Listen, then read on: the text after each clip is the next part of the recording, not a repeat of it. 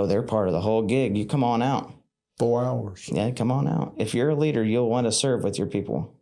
That's a good leader. Jesus served right there with everybody else, and that's the people I want to partner with. I want to partner with a pastor who's willing to get dirty. Tulsa Talks is the podcast that is inspiring people to have everyday meaningful conversations to gain perspective and help the world.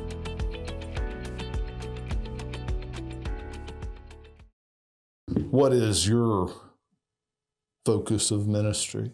My focus of ministry is having a space for people who are lost or feel unloved or unwanted because of maybe the things that they've done or the things that they've experienced and they've felt rejection, creating a space where they feel accepted, loved, and feel like they are somebody so they can come to this point of realization that God loves them through the love that we show, and giving them the next step.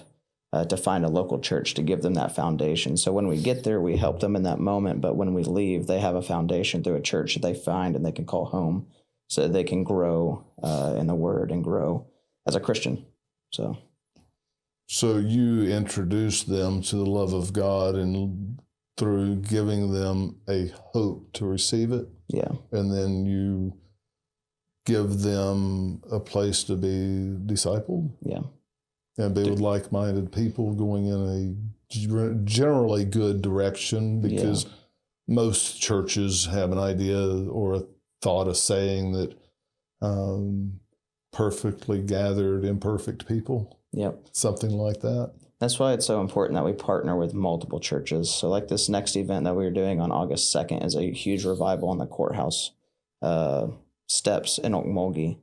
And we have 4 partnering churches. So not every church is for somebody, but if we can partner with enough, everybody can find a home where they feel like they fit in, where they feel like they can be a part of and they can grow.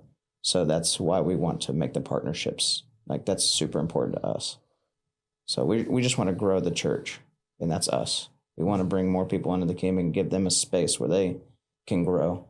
So that's the whole point of the ministry. So you're acting like an outreach arm for local churches.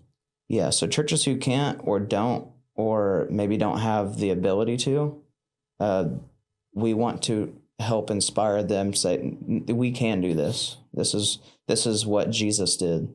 Let's go to the streets and talk to the people that maybe we're not willing to be uncomfortable around.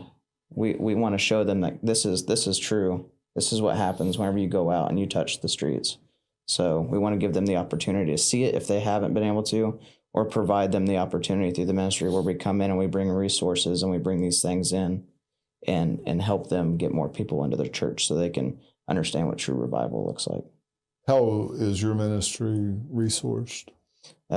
Explain what you mean. You do this full-time or part-time? Well, I do it full-time, but I also work part-time as a chaplain at the jail. Okay. So how do you not make money, but how do you get money to do what you do? How is your ministry resourced? So since we've just kicked this off, a lot of the resources are coming from like the churches. So clothes and things like that, the people that we partner with, they're able to, kind of help facilitate that for this first one. We haven't really asked for any funding yet. We just believe that God's going to do what he does. He's done that with everything that we've done. And he's come in perfect timing. So we know that he's going to provide. We're set up in a situation financially where if we make no money, I'm perfectly fine with that. If I never make a paycheck for the rest of my life, I'm set up to where I know that I'm never going to lose a home. I don't care, to be honest with you. If I have nothing for the rest of my life, I'm good with that. It's whatever. I don't care. So when it comes to the things that we need, I just trust that God's going to provide it. And there will be partners that come along that say, hey, we really believe in the vision that God's given you, in the mission that God has. And they'll partner with us, whether it be financially or with the things that we need, like groceries and things like that we have. We have a partner in Okmulgee with the First Free Will Baptist Church out there, Pastor Chet, who's awesome. He's like, hey, I know you don't go to this church, but we really believe in what you're doing. You just let us know anything that you need. You just come pick it up. For you personally, or for the people for the ministry. So if we go out of state, which is our plan to go all over the country with this, we don't plan just to be here. We want to partner with churches all over the country Catch a Fire is all about catching that fire. We believe every spark that we create will cause a wildfire across the United States. And this isn't where we're going to be forever. In 2 years, our vision is to go into other countries, especially Africa. We've got family that live in South Africa, so we have a little bit of the ability and insight from that area to where, like, how can we help? That's what we want to do. We just want to help. We just want to be servants. That's all we are. So what happens to the local churches that you are currently connected with when you guys do other cities? They just continue to do what God called them to do. Every church has their own vision. It's not for me to come in and change your vision. That's up to you to uphold the vision that God gave you. I'm just here to help facilitate so you can preach the gospel in a way maybe that you didn't before, or maybe reignite or help someone who's trying to do an outreach ministry within their church to, that's what it takes. Or like, we just needed some motivation because we're getting tired, type thing. You know, they shouldn't stem off of what we're doing. They should have their own vision and their own motivation. God called them to something. And that's why I tell all the guys in jail. It's like, hey, I'm not here to change your mind. I'm not here to change your opinion. You have free will, and God loves you enough to give you that free will. And I'm not going to come in here and ruin that. But what I am going to do is I'm going to show you a love you've never felt before. And if that means you have whatever crime you have committed, I don't care. I love you regardless. And that's what Jesus loves you like, regardless. And I'm going to show that to you. So whatever the churches are, that's up to them. I just want to come and have the opportunity to fellowship with the churches and just love people. That's what I want to do. So what they do afterwards, I hope that it ignites them and motivates them to continue to go into the streets. But I know that our vision is to help grow the church. So you guys are just spark agents. Yep. We want to be a part of revival. And whatever that looks like, I'm there for it. So how do you do what you do? What do you do when you go out, like this thing that you're going to do on the courthouse steps? So our ministry has 3 very, very important booths to it. The first one is the Fresh Fire booth. So when someone gives their life over to Christ, and you'll hear me say the next step a lot. The next step is so important because whenever I first gave my life to Christ, I was like, okay, I feel this moment. I just gave my life to the Lord. What's next? When we have someone that gives their life to the Lord, we want to give them, this is what's next. So that's where the Fresh Fire booth comes in. And we've partnered with a ministry called Studio 412, and they give us Bibles. And we've got 1,500 Bibles for this event. And they get a Bible, they get a few tracks on, how, being a new believer. We've developed a printout that I love laminating things, especially whenever you have people who are experiencing either homelessness or whatever it may be. I think the lamination helps the paper not get destroyed so they can utilize it more. It feels more real too. Yeah. So we've developed a really cool PDF for them to say, like, this printout, if you can read the word however you want, but if you're stuck, if you're lost and you don't know what to read, start here, and then go here, and then go here. So it's really, really cool. And then on the back side, there's maps so you can follow the stories and see where Jesus has gone. So we can create that. We serve a God who's unseen, that's perfectly fine, but I want it to become real to them so it's tangible. And inside the Bible that we give them, I believe the first week is very, very important. So we've developed a little note that we put inside the second chapter that we recommend. And so the first week they read, and then they may start feeling the world coming back down on them. So they've lost that freshness. Yeah. So we put a note in there of encouragement for them to keep going. This is our last contact with them, essentially, just for them to keep going. And hopefully they've started going to a church. That's why we do it on Saturdays, because that next step would be a Sunday. So that's our first booth, is just a way to give them the materials they need to stand in truth. And then our second booth is called the Fishes and Loaves. So we have groceries there. We believe that it's super important, which a lot of ministries, and I love it because there's a lot of ministries out there that do street ministry, and they provide groceries. And I believe it's so important for the groceries because most of the people that you see that come out are single mothers. A high percentage of the people that you see in street ministry are single mothers, and they have multiple kids. What's the biggest stress on a single mother? Feeding your children. So if we can at least facilitate that long enough for the next couple of days until you get connected with a church who can facilitate long-term and build you into something that is more foundational, you know what I mean? So you can start providing. So that's the fishes and loaves. So they have the groceries. And then clothe the lilies is our third one. I believe there's a lot of hang up. And I have this thing too, where when I first gave my life, I was like, what am I supposed to wear to church? Like I felt like, maybe they won't accept me if I don't look a certain way.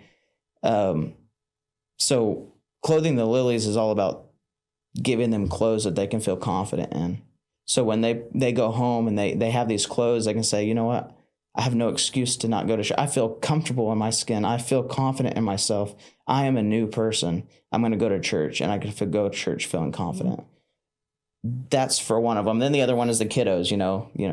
Kiddos are expensive. We got 3, and it is expensive. So if we can help facilitate and take some of that struggle off the mother, that's what we want to do, especially the mother and the dad. But we see a lot of single mothers out there. That's big, and I'm sure you know that. That's a very common thing. So that's the clothe the lilies. Those are our 3 main, that's the heartbeat of our ministry. We do baptisms, spontaneous baptisms. We preach the gospel during it and play worship music with bands and stuff like that we invite out, just to really soak the atmosphere in the spirit. Invite the spirit in and just praise his name. And then we have the pastors that are partnering us with the churches. They give a 15-minute presentation of the gospel. So street ministries have a lot of turnover, a lot of people coming in and out. So we're banking on the fact that we have multiple partners to continue the gospel message as people are coming in and out. We have another booth that's really, really cool. So you're saying during the same day, there are people that are flowing in and out. You may see 300, but there may only be 100 every hour. How long do you guys typically do your program? We'll be about 4 hours out there. So. Wow. And these local pastors that are partnering with you, are there how long on a Saturday? Oh, they're part of the whole gig. You come on out. 4 hours. Yeah, come on out. If you're a leader, you'll want to serve with your people. That's a good leader. Jesus served right there with everybody else, and that's the people I want to partner with. I want to partner with a pastor who's willing to get dirty. How often do you do this? So this is our first one. We've just kicked this off. So we're planning to do 4 of these big ones a year and do pop-ups all throughout the year. But 4 a year, we know because they're huge, and this one has taken a lot of planning. Okay. This has been almost 6 months in planning. So, but it's the first one. But it's the first one. This one is a little bit systems in place and all of that. I would think that you should be able to do it. Hopefully, we'll be able to start having it or efficiently the next time. Yeah. Hopefully, the effectiveness is there. Hopefully, the efficiency comes. Yeah, I know the effectiveness will be there because when God tells you to do something, He always shows up. So I know the effectiveness will be there. The way that we've kind of built everything, it's pretty streamlined for the most part. We just haven't executed. I think once we execute, we can say, okay, this didn't work. How can we better do that so we don't put stress on the church and we don't put stress on the ministry? How can we better partner with people? Because there's no point to partner with someone if they're all stressed out. That's not what it's about. I want to give them the opportunity to come and enjoy it too. Yeah. That's the hardest thing, is how do you allow people who are serving also enjoy it? That's where a lot of ministries fizzle out, or pastors fizzle out, or evangelists fizzle out. It's because you're just emptying your cup. I've been doing this for 5 years now, and all you do is empty your cup. When do you get filled? Well, you should be getting filled whenever you're doing the work. Most of the time. I know it's not always the fact. So how can we create an atmosphere that you're also feeling fed and that you're doing what God called you to do? So we're trying to figure that out. And once we execute, I hope that we can figure out what that looks like. But this one's super cool because we're actually partnered with the jail. So we're live streaming all of the gospel message and the worship into every single pod with 2 chaplains in each pod leading the pod to Christ. So that makes this one a little bit different. And I think that's why it's a little bit more stressful, because it's like, how do we not break the law? Because every law that's broken in jail is a felony. So how do we make sure we stay within the guidelines of like, what does it look like to make them feel like they're a part of the day?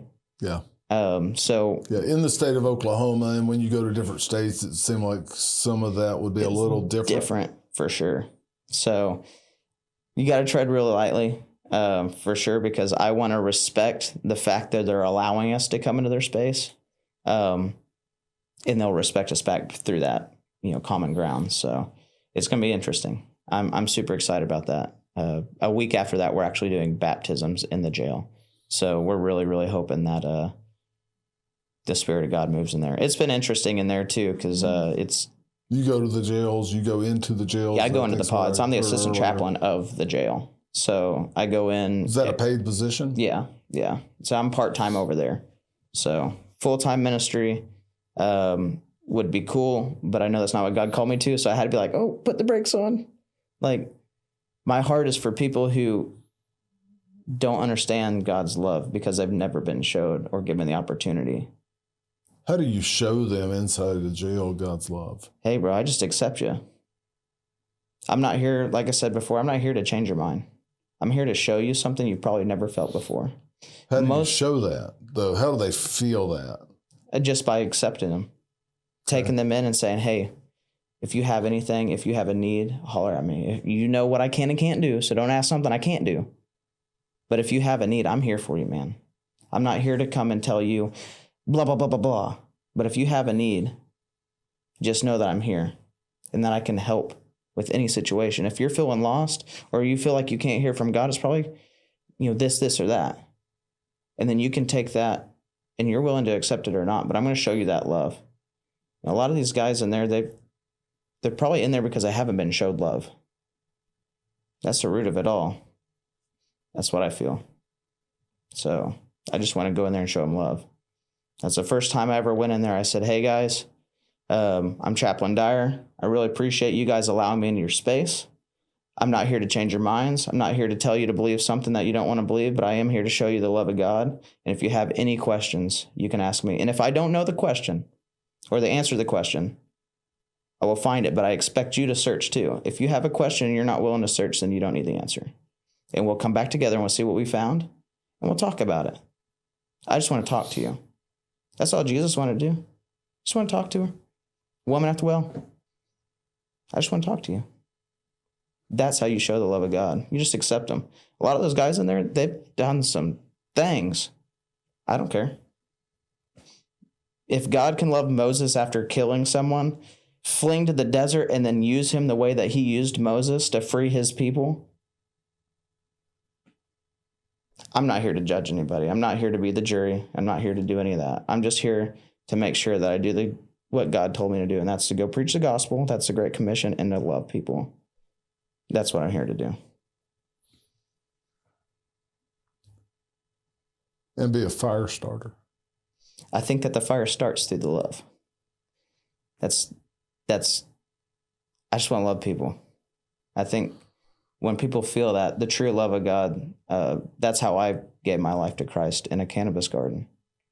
I never felt love like that before in my life. And it changed everything. I never went back. How long ago was that? That's 5 years ago. And you think that you've been equipped within the last 5 years to show God's love to people? I think so, because I know what it's like to not be loved. Whenever you treat people the way you want to be treated, just like you said in the Sermon on the Mount, the way that I want to be treated is how I want to treat other people, and that's going to be the love of God. If I can show them what I wish I had, wish I felt, then I know God will come through. So, yeah. What was your life like before 5 years ago? It was very lost. I was searching a lot of religions. I lost some people really, really close to me. What do you mean you lost them? They died. They passed away. One in particular, the first one, I was doing compressions on my grandma, and she died in front of me. And that was really hard. And that was the start of my questioning. Then the second person who passed away truly believed in the Lord with all of her heart. And she died a very painful death. How old was she? Maybe 62. Still somewhat young. She was still rock and rolling. I've never met a woman so Holy Spirit filled in my life. She was one of the women in my life. She was an adopted grandmother. She was my spiritual leader. And to see someone suffer the way that she suffered and still love God and then pass away, I couldn't accept the fact that she could love a God that would hate her. What kind of physical ailment was she suffering? Sepsis. It was just random, and it was painful. And they couldn't antibiotic nothing it out? Mm-mm. Couldn't she waited too long. Transfusion out, or she believed so much that God was going to heal her. I think that she waited too long. But she was good through it. She was okay through it. Oh, she's okay now. Pain. Oh, she was. I didn't even get to see her again. I just had my second child, and I called her not but, I don't know, a few hours. I called my grandpa at the time. It had to have been 2 hours. Said, hey, I was super excited for her to babysit my kids for the first time because I know the Spirit of the Lord was heavy in that house. I've never felt peace like being around them. And I was excited for my kids to be around that. And that's when I found out. I never saw her again after that. I didn't even see her in the hospital. So that was pretty traumatic for me because I was like, I'm good then. If that's the God you serve and he's going to take you like that, I think I'm straight. I'm good. You're good without having a relationship with that? Yep, I'm good. And that was the start of a lot of it. Was how long ago was that before 5 years? How long ago was that? I may have been 21. And you're how I'm old 30, now? 31 now. Okay. So a decade ago? Yeah. Roughly? Yeah. That's so crazy. 5 years from the point that you lost a biological grandmother and an adopted spiritual leader grandmother. Yeah, she took our family in whenever my mom didn't have anywhere to go as a single mom. And she just never let me leave. Never let me leave, that's for sure. There was nights where I would wake up in the morning, or it had been midnight, somewhere in there. As a kid, you never know. And she'd just be over me praying in tongues. I said, man, this lady is crazy. This lady's crazy. But now I see what she was doing.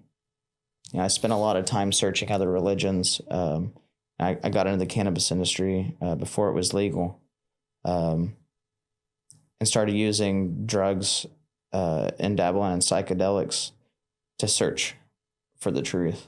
And every door that I knocked on ended up being me, being my own God. I did that for a long time, searching and seeking. And the Bible says, knock and it will be answered. I finally gave up and I said, okay, I'm going to knock on your door. I'll stop rejecting what I heard in the beginning. I knocked and he answered. I've never felt love like that. I love you. Even though you rejected me. How'd that affect your life? I just want everybody to feel that same love, man. God will turn your anger into joy if you let him. I was really, really angry with him. But how long did it take you to get to joy after you knocked on his door?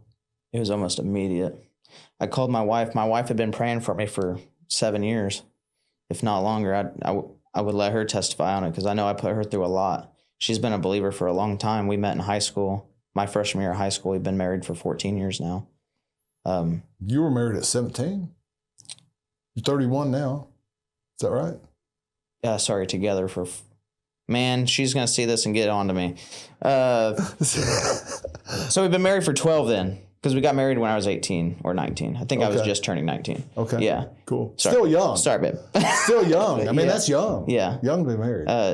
And she put up with a lot. She prayed for me for a long time. And there was times where, I was really heavy into Buddhism or Hinduism, and I'd do smudging rituals on my kiddos, and we would meditate and open our minds. And I feel like, for her to not leave and to stand and just to pray, I know I put her through a lot, but I asked her, why? I don't understand why you didn't leave. She was going to. I mean, it all came down to a point. Everything at the end was I knew that she was going to leave.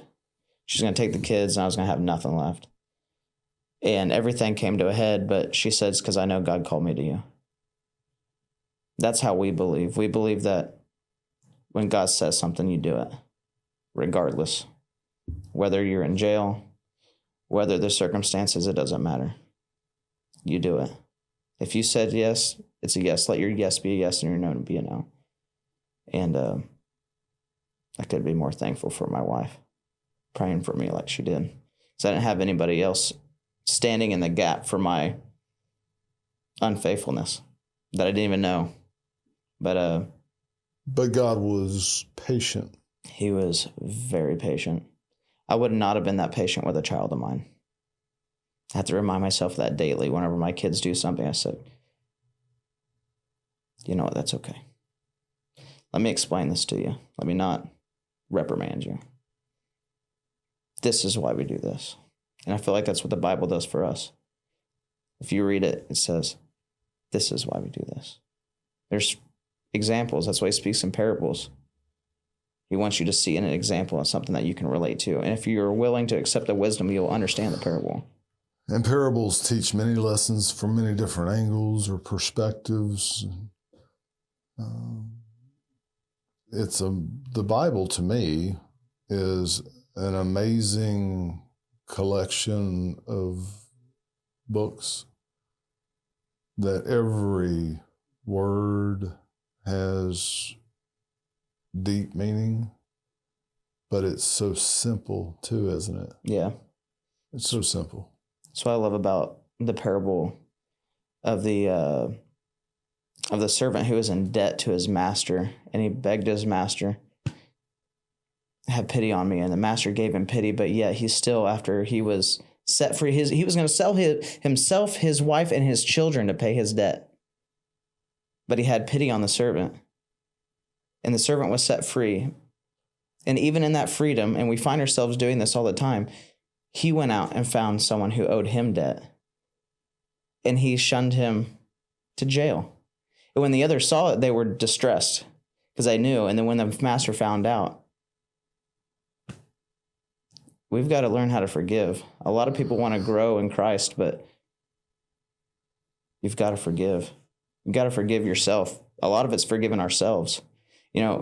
On the cross, it's a great example. The crucifixion sometimes is what we just take as that was the moment that we were redeemed. But if we look at it in a way of mentorship, Jesus showed us two things on the cross. He said, Father, forgive them, for they do not know what they do. He showed us forgiveness and sacrifice. Are you willing to forgive others? And are you willing to forgive yourself to accept the forgiveness that God gave you through Christ? And are you willing to sacrifice your own will? See, people say good morning, and a lot of people say, why you say good morning? That's death. It's a good morning because I die to myself every single day, and I pick up the will of God in my life, and I walk. That's a good morning. I don't know why we got off on that subject, sorry, but... For what? We're having a good conversation of what Christ means to you. And how you are going through your life experiences and being molded and equipped to love differently than you would have if you didn't experience that. Yeah. And God was patient with you. Your wife was patient with you. You were married for a couple of years, and then you were hurt, and then you went off on this tangent of trying to find your reality of what really matters. And she saw you on that path, is what I heard. Yeah. And then about the same time that you realized she wasn't going to be okay with this lasting much longer, and the your reality that you might not need to knock on the door, that your wife was already in that room. Yeah. That was an amazing moment. I will never forget that day because it was the craziest thing I'd ever. Tell me about the day. I mean, you kind of hit it. Do you mind? No, I don't mind. No, I celebrate that day. I remember that day. I don't build an altar for it, but that was an amazing day. You put a stone there for remembrance? I have remembrance. If it's okay, I'd like to go back maybe a couple of days before the day where my wife. Absolutely. My wife had me go to this church called Jubilee, which is our home church now. Jubilee Christian Center in Okmulgee. And this pastor had been coming to our house. And we lived like not close to the church at the time. I was like, why does this pastor keep coming out here? And every time he would come, I had just smoked a blunt or something like that. So I was smoked a blunt. I was smoking a blunt. I was like, man, and getting high on marijuana. Yeah. And he would come and he was showing me the love, accepted me for who I was. Man, Christians don't accept people that are high, do they? Oh yeah. They'll tell you some wisdom and you'll be like, whoa, that's true. Yeah. Yeah. That's cool. So there's a few things that he said, and I was like, okay, whatever. And my wife invited me. She told me we were going to church. Yeah, invited you strongly. Yeah. And so we went to Jubilee Christian Center for the first time. So she wasn't going to church either. She was a Christian, but not going to church. She led the house, but I led the decisions. And I wasn't. If she brought up God in our house, I shut that thing down real quick. We ain't talking about that. Not happening. This is my house. I am talking about that God. So I said, okay, we'll go. And I was that was more of like it was more of a ride and experience because I was super stoned and microdosed on mushrooms that time. Super stoned and microdosed on mushrooms when you went to church. Yeah. Very low level of reverence for sure. We went back the second time and everything kind of changed, but I'd gone to work after that Sunday, and I was in the garden working, and there was something said to me that day that we went that first time. I'm not going to repeat it. Just because it's really close to me, and I don't think now is the time. I went back to work, and I was working in the garden, trimming up some plants in the middle of, it's a pretty large garden. I was listening to a Joe Rogan podcast, and he was talking about religion and stuff like that. Well, the suggested next podcast was a podcast on religion, and religion was Christianity. And I was like, I'm not listening to this. So I switched it back over because I had my hands full. So I just put my bucket down and changed it. So when I changed it, I got right back into work, and I was like in the middle of this canopy. I couldn't stop, and it changed back. And it was talking about how deep God's love is for us, and the purpose that he has in our life. And if we're willing to go deep, even when situations don't look like they're good, to go all out or to do something crazy, to do it anyways. And at that moment I said, you know what? This religion seems super crazy to me. But Lord, this is the only thing I haven't gone back to, and everything else has turned into me being a God, and if I'm God, we are doomed. Lord, I accept you right now. I feel lonely. I've been searching for years, and I haven't felt peace in a long time. Working in the cannabis industry, if anybody's watching this, I'm sure you probably know, unless you work in a very special place, you are by yourself a lot. You are by yourself a lot, and it is a very lonely thing. And that's why I was searching, because I felt lonely. And I didn't know how to love. I didn't know how to love my wife. I didn't have a relationship with my kids because I didn't know how to love my kids. And when I said yes, I felt I felt love come over me. I've never felt before. And after that day, I never went back. I didn't work for almost 6 months. I was unemployed for 6 months after that. And all I did was read the Bible. I'd never touched a guitar in my life coherently. I dabbled as a kid, but I couldn't play a single song. I never really sang. I spent that next 6 months reading the Word and learning how to play guitar and learning worship music just so I can detox from everything. I told my pastor, I said, I could play the guitar. I'm going to be on that stage one day. And I've been helping lead worship for almost 4.5 years now. All because of the willingness to take a step. See, Jesus has already done everything for us. God's already done it. It's up to us to take the step. Can't do any more. That's where faith comes in. That's where the free will, the love. If God loves us so much that he would rather us choose to love him than to force us to be slaves in love. And I'm thankful to not be a slave to love. I'm thankful to freely love. That's what I'm excited about. That's what that day was like. A day of like emptiness that turned into complete fullness in a second. I almost felt like on the road to Damascus, his eyes were covered and the scales fell off. That moment when his scales fell, I felt like that's what it was. I wanted to love my kids. I wanted a relationship with my kids. It wasn't about me. How can I be successful? How can I treat my wife like Christ treated the church? I didn't even know that concept at the time. But I wanted to go home. I told my wife immediately. I said, hey, babe. I think I called her, actually. I don't remember. The day was so like... After that moment, a lot is fuzzy for me because I was just pure excitement, didn't know how to handle it. And I'm pretty sure I called her there. I said, hey, babe, I think I just quit. She goes, I know. God already told me.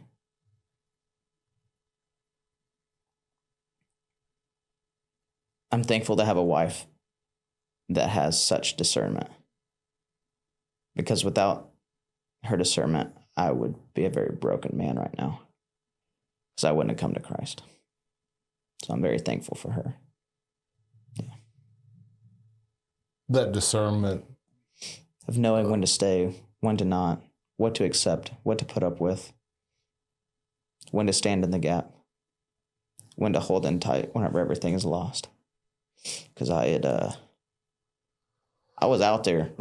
in those last probably few months, I was starting to get out there. Yeah. I was at my lowest for sure. We just lost everything that we had. God's restored it. It may not look restored to some people, but it's restored to me. I may not have a lot, but that's the best thing that's ever happened to me. It allows me to have the opportunity to go. I would not be able to go serve in the jail as a chaplain, assistant chaplain. I would not be able to go to the streets and help other ministries who are doing an amazing job in the streets and learn from them. I'd be cooped up in work. The moment I stepped into full-time ministry was the moment that I realized that I was keeping myself from the blessing that God gave me because I made myself available to his will. Everything changed. It was the scariest moment of my life, but we have everything we need. With as little as we have everything we need. And if that's what we have for the rest of our life. And in my heart, I knew, and I was worried to tell my wife this. My wife said, before I could tell her, she goes, you know what, Travis? If this is how we live for the rest of our life, I'm so thankful. And that let so much off me as a man because we know that we have to provide. But if we take that burden away from ourselves and know that God's going to provide, he feeds the birds and he clothes the lilies. If he does that for them, imagine what he'll do for us. That's what the Bible says. And he's done a lot for us. That's for sure. So.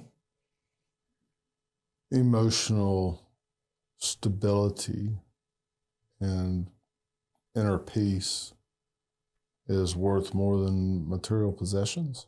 I would agree with that. is what I heard you say. Yeah. As a kid, I went through a really gnarly divorce, and I lost a lot of peace, and that's where a lot of my anxiety started. How old were you? By when 14. You went through a divorce? I was 14 when I went through my divorce too. It was the hardest thing that I'd gone through, because I had just lost my grandmother, the one that I had to help with CPR with. And then the person dies, and then I lose the structure. Like, my bio dad wasn't around. So the dad who I called dad came in and married my mom. And all I wanted in life was a dad. All the time I would go to a friend's house and I would pretend. I'd pretend that this guy is my dad. I would look up to everybody's dad.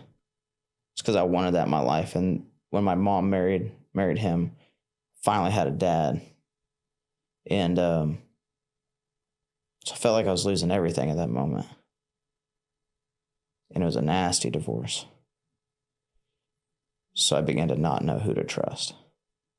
So I decided I'm not going to trust anybody. I'm not going to trust a God. I'm not going to trust anything. I'm going to trust myself. And it's a hard place, man. It was a really hard place. It was a really hard place. And all I'd been seeking for from that moment on was, how can I find peace? And that's where all the seeking started. What's funny is we are social beings. I go to homeless camps, go around to different areas that homeless people are known to stay, and they're normally together. Yeah. You go into the drug scene, you buy drugs, you're trusting somebody to have drugs that won't kill you. Yeah. Sometimes they're the best ones, the ones that do kill you. That's what people search. It's how hard and bad they're hurting. That's why you always find out those people are like, man, that killed so-and-so. Where'd you get that at? A lot of people seek that, though. Just nuts. Yeah. And you go out to those same people, that same demographic, and street preach. And I'm not here for the rich. I'm here for the poor, man. You're connected to local congregations, and you're going to do a cool thing in Okmulgee. Yeah. When is that date? August 2nd. Yep, at 5:30. We're going to... 5:30 in the evening, yep. August 2nd. Yep, we're going to kick it off. It'll be 95 degrees. That's okay. Or so. That'd just be a good opportunity for you to get baptized. Let me tell you about baptism, what it means. You guys are going to be out there for 4 hours. Yep. If I didn't put an end time on it, I don't want to cap what God's going to do. But I imagine I'll probably go 4 hours is what. But if it goes over, it goes over. But that's kind of the guide is 4 hours. Yeah. And if people are not there like 3 hours into it, what are you going to do? I'm going to stay there. 4 hours is kind of minimum. The 4 hour, yeah. If there's someone there till midnight, I told my wife this before, and some of the volunteers that we have, we're not leaving till the last person leaves the premises, because that's one person that we can pray for. If we're going to do this thing, we're going to go 100% in, if not more. If you do something for God, you better go all in. If not, everything else is a compromise. So if that means I'm out there till 1 o'clock because someone's sitting on the courthouse steps drunk, we're going to stay out there till 1 o'clock, and we're going to talk to that man, and we're just going to enjoy his company. Or that female, we'll send a female over there to do that. I believe that females, it's as a man, it's very important to make sure that you have others with you if you're going to witness to someone else that's of the other gender. So if whatever it is, we're going to be out there. We're not going to be hounding them, but we're going to be showing them the love of God. Just have a conversation with them, and God will use the conversation to show His face. That's for sure. So. What percentage would you say you talk with people conversationally to the amount of time that you spend preaching? Close to 90. Because when they find out my faith, they'll start to poke, and they'll be curious, or this one guy the other day we were out, and he was he was saying some things. I said, did you come here to challenge me? Or did you come here to find the truth? Because if you're here to challenge me, I'm not looking for an argument. I just want to hang out, talk to you. You can have a burger, a hamburger, whatever it is, a hot dog, whatever. I'm not here to argue. But if you're wanting to find the truth, let's talk about the truth. There's two options. I'll love you and we'll talk about whatever, but I'm not going to argue it. But if you're really here for the truth, let's talk about the truth. And that's how most of the conversations go. Yeah. Posture is important. Yeah. How are you posturing yourself? Are you here to prove something or are you here to share something? Yeah. That's a big difference. I just want to be he says, I'm talking about people coming to you. Yeah. And if I go to them, I don't necessarily want to prove anything to them. What I can do is offer to them what I've received and then listen to what they have as well. And then maybe they know something that I don't know as well. Yeah. So but I think there's a combative posture that a lot of people have because they've been hurt or they think they've learned something really important and special that they need to force into everybody else. Yeah. See, I don't operate in religion. I operate in relationship.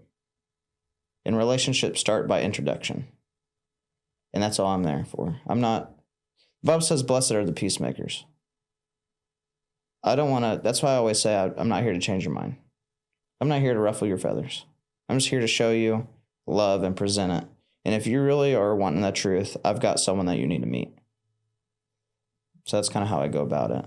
A lot of people do come up to you and they're like, want to challenge you. There's some of that in jail. That's fine, man. If you don't believe what I believe, you don't believe what I believe, man. That's all good. Like, I was right where you are. But when we leave, I guarantee I planted a seed in that garden. When I leave, I'm thinking about you. And whenever you leave, you're thinking about what we just talked about. A lot of them linger on that thing for, if not hours, days.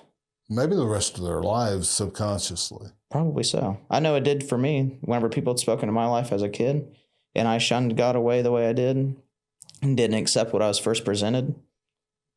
That's how I came back to Christ.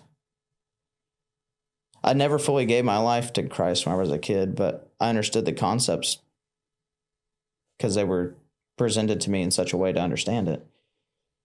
So whenever I was able to truly make that decision, I don't think I would have had another shot. I think that was it. I really feel like that was it. I feel like that was the opportunity whether I was going to pick yes or no. And do you ever pick no now by your actions? That's a great question. I think there's an opportunity where you have the ability to say no because the wisdom's not there, and then you go back and correct it. Now, I've had that happen before where I'd be like, no, not right now, Lord. I need to know more about what you're trying to have me do before instead of just trusting him and knowing that he's going to go do something. Now, I am picking on you. No, I know. That was absolutely a question for compulsion to lead us into the next question I'm going to ask you. Okay. Yeah, no worries. Now, a lot of the times my no's have been to opportunities like this because I'm always worried. But he says that he'll give us the words to say. So a lot of my no's have been in situations where I don't understand or know what's going to happen because we're humans. We want to have control. So yeah, I've said no in that sense, but if God calls me to something, I'm going to go for it no matter what it means. So. What is sin? Sin, I would say sin. Can it be accidental?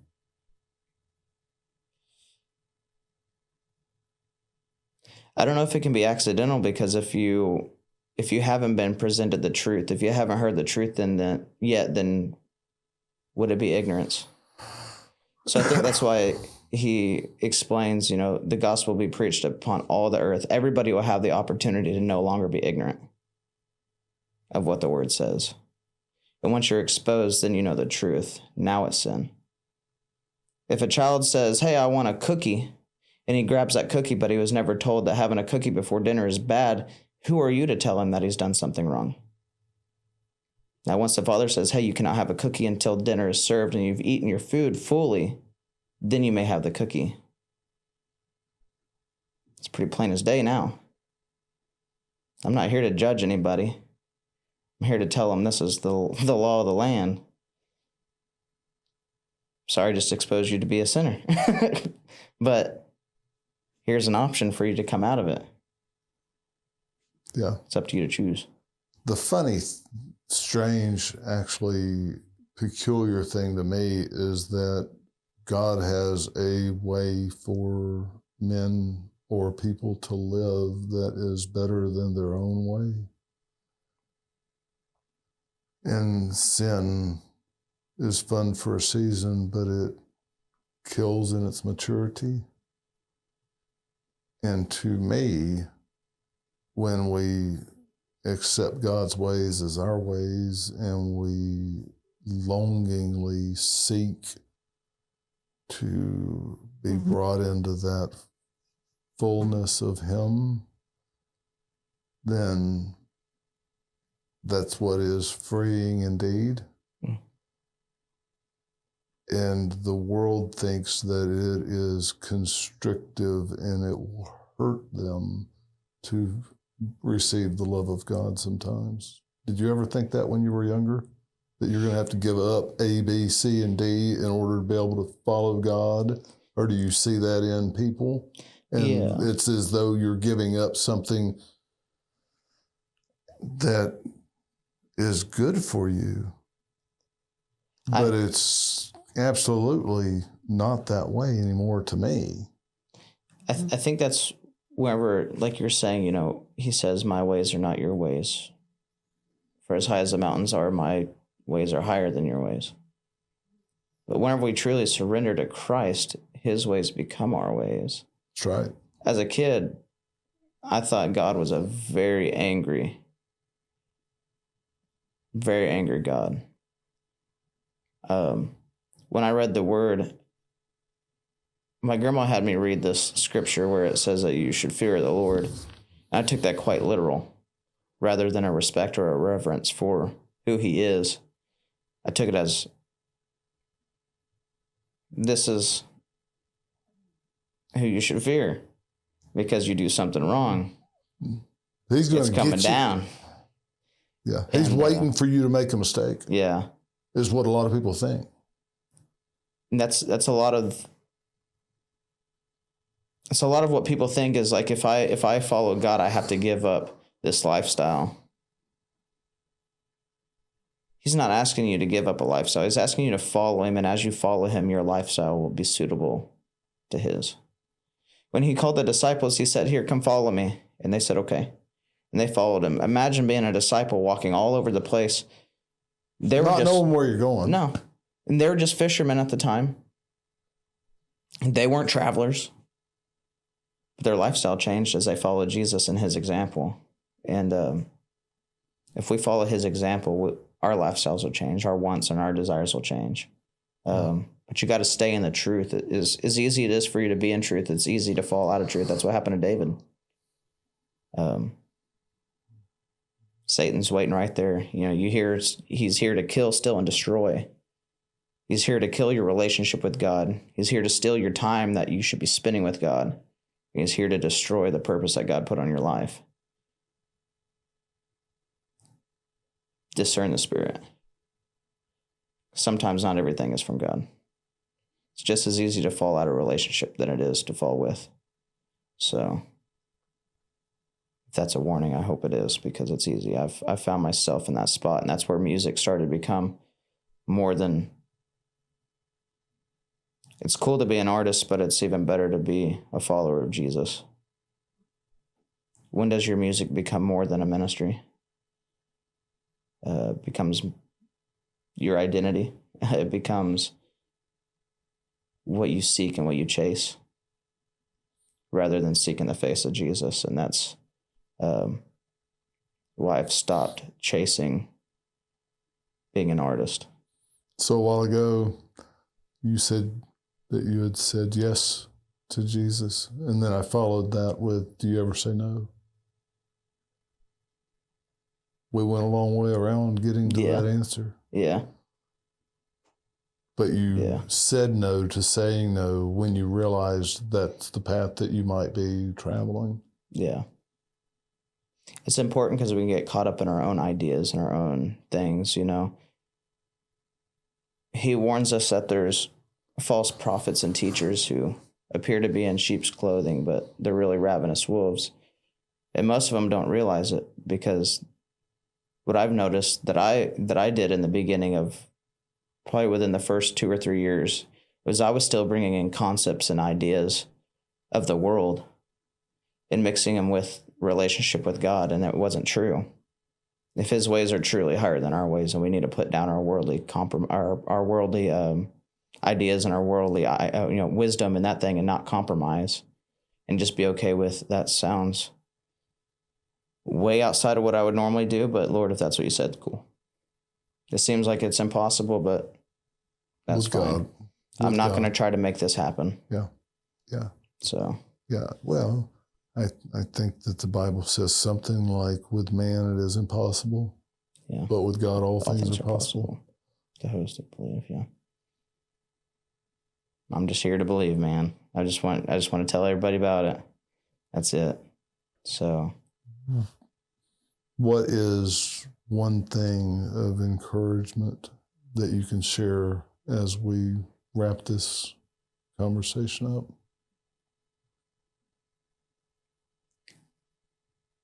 God believes that you are somebody, or you wouldn't be here. If you think about the percentage of, and this is biologically, the percentage of you actually being here compared to another being here, God selected you for a purpose. And that means you're somebody. We've already won a race. That's why we're here. He already selected us from the beginning.